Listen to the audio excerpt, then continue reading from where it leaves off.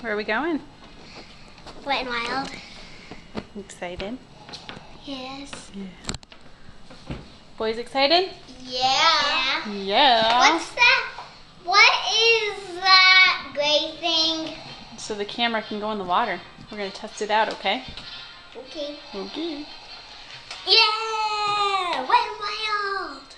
Hey guys. Hi. Hi. How many kids? 3. 3 kids. How many adults? 1. So what's that mean? Stay all together. And? No fighting. No fighting. And? We need to stay on which side we want to do. Uh-huh. And last of all, have fun! Woohoo! Let's go! Hi, Mason! What's up, dude? Bryce. Hi. Hi. How's it going? Kind of going fast, huh? You having fun? I can't see no red lights. You don't need to.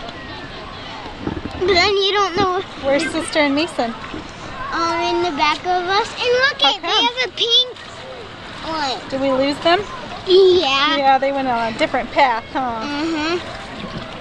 That's why they should. That's why we should have gone their path. Sierra, Bryce. Who's excited? You think you could look at my video a little? Who's nervous? I'm nervous. Who's gonna go backwards? Yeah. I'm going. I don't know if I win. I'm going. Ah, I'm getting scared. Oh no. Oh no.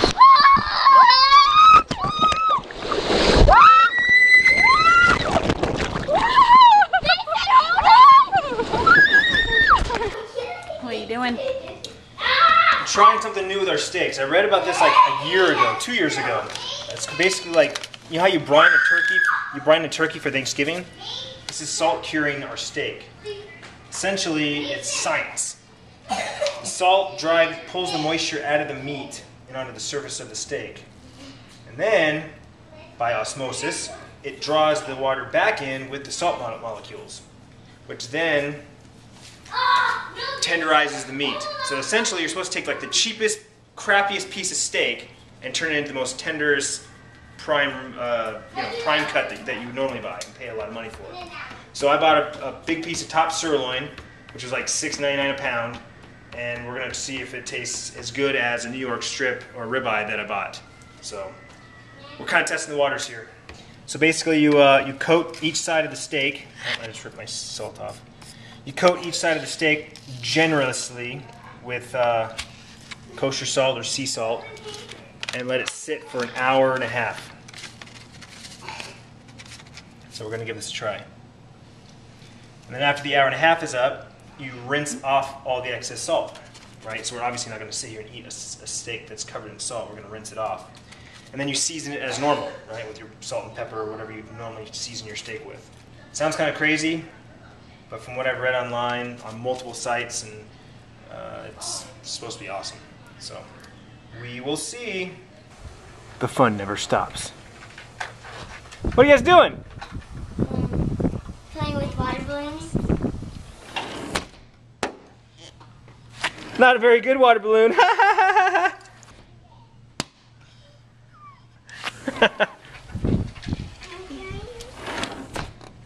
Nah, you're all talk, Mason. Do it! You ain't got the huevos.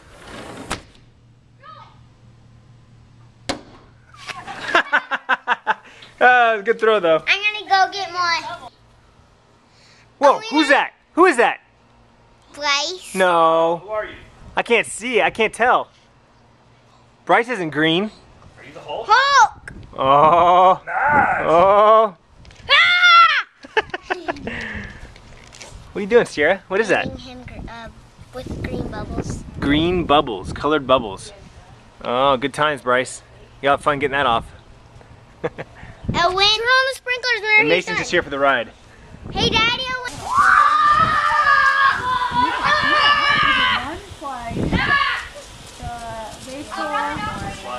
Alright, so the meat's been resting for about an hour and a half, a little over an hour and a half, and you can see all the water that the salt has pulled Now, right away, you'd think that's bad, right? That it just pulled all the moisture out.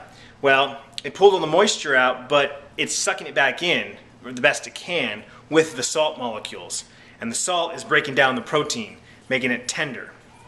So, at this point, we're going to rinse the steak off, get all the salt and the excess water off it, get it completely dry, very, very dry with a paper towel. And then we're going to season it like normal and cook it on the grill. We also have a New York strip here that's been resting for about, I don't know, half an hour. And we're gonna season that normal. I'm gonna cook that like I would normally cook a steak or anyone else cooks a steak, right? You pull it out of the fridge. Sometimes you don't even let it rest. You pull it out of the fridge, you season it, you throw it on the grill. I know at least to rest a steak for at least 20, 30 minutes in room temperature. I'm gonna season it and then I'm gonna throw it on the grill. So we're gonna compare that New York strip, which was $13 a pound, to this top sirloin, which was $7 a pound. That's been salted, and we're going to see which steak is more tender, more flavorful, and just overall compare which steak is better. If this works, then I can get a top sirloin super cheap, and it can be just as good as a New York strip or ribeye. Ooh, juicy. Looks good. So the initial taste test, Ew, look at the corn. the sirloin was extremely tender, more tender than I remember sirloin being, or at least that I remember it being. The New York strip was just as tender.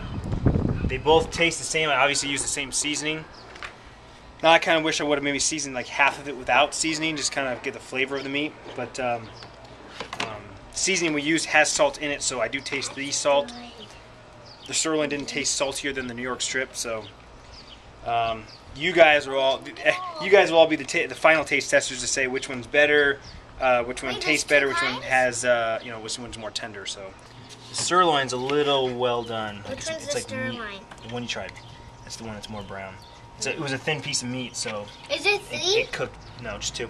It cooked pretty fast, so kind of bummed out about that. But for being this well done, it's pretty tender. All right, so here's the verdict. Bryce, which steak did you like better? The brown one. The brown one, which is the sirloin. Mommy? Not the sirloin. The New York strip? Mm-hmm. The pink or the brown one? Pink. The New York strip. So everyone agrees the New York strip tastes better, obviously because of the fat content, the marbling that the New York strip has naturally. Oh, and? But the sirloin was just as tender as the New York strip, and you can actually see the tenderness. Like the piece of meat was actually kind of just pulling apart. So the salting actually did make it more tender. However, it does taste saltier than the New York strip. Now, I don't know if it's because I didn't rinse it well enough. I don't know if it's because we used fine ground sea salt, not coarse sea salt. I don't know if it's because I over-seasoned it with the seasoning on that particular steak. Hard to tell. But this is our first attempt. I will try it again because it did a great job on the tenderness of the sirloin. And sirloin's relatively cheap, so it won't hurt to try it again and again. What? How was dinner? Good. On my way to grab the mail, because I have a Netflix movie waiting for me. I don't remember what it is. Right now I'm just trying to play catch up. Just got done watching the movie Knowing with Nicolas Cage. Kids watched it with me. What did you think of that movie? It was good. It was good? Was it a little scary? Yeah. A little bit? Because at first it was about that little girl in the school that scratched. Well, don't tell them the movie. People haven't seen the movie. Kids watched it with me. Suspenseful. Not really scary, but suspenseful.